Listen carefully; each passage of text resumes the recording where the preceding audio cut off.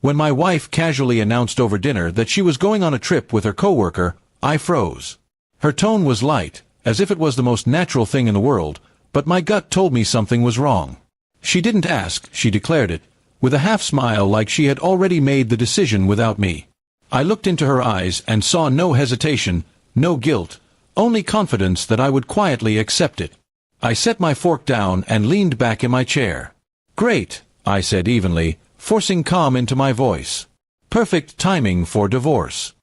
Her expression shifted instantly, the color draining from her face.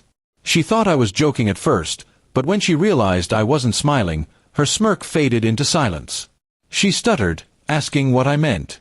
I explained in simple words. "If you're comfortable enough to plan trips with another man without including me, then I'm comfortable enough to let you go completely.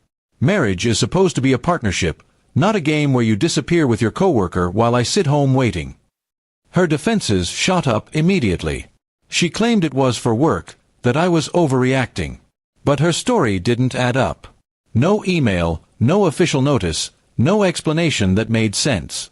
Just vague words and nervous eyes. I had been noticing the late texts, the long phone calls, the unexplained absences. This trip was simply the final confirmation. I told her I wasn't going to argue or chase explanations. Trust, once broken, rarely returns the same. She raised her voice, insisting that I was ending things without giving her a chance to explain. But in my heart, I already knew the truth. If she had been honest, she wouldn't have hidden it for so long. The next morning, I started gathering documents. Bank accounts, legal papers, proof of her sudden expenses. She tried to act as if everything was normal, cooking breakfast like nothing had happened, but I didn't touch the food. I watched her carefully, the way she avoided my eyes, the way her phone was always flipped face down on the counter.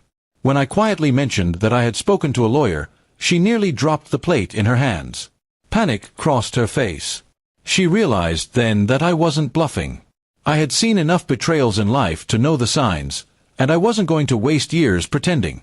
She begged me not to make a decision so quickly. She promised it was nothing, just work. But I had learned a valuable truth. People don't hide innocent things. If it was truly harmless, she would have been transparent from the beginning. Her secrecy was the proof she thought I needed. Days passed, and instead of convincing me otherwise, she only made things worse. Her coworker's name kept showing up on her call log. Late nights became even later.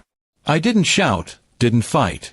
I let the silence and my calm responses show her that I had already moved past the stage of forgiveness. By the end of the week, the divorce papers were on the table. She looked at them as if they were a death sentence.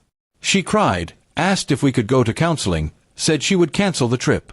But I told her the damage was already done.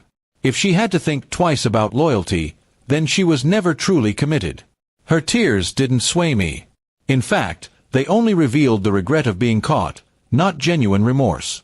I packed her suitcase and placed it by the door, the same way she had planned to leave for her trip.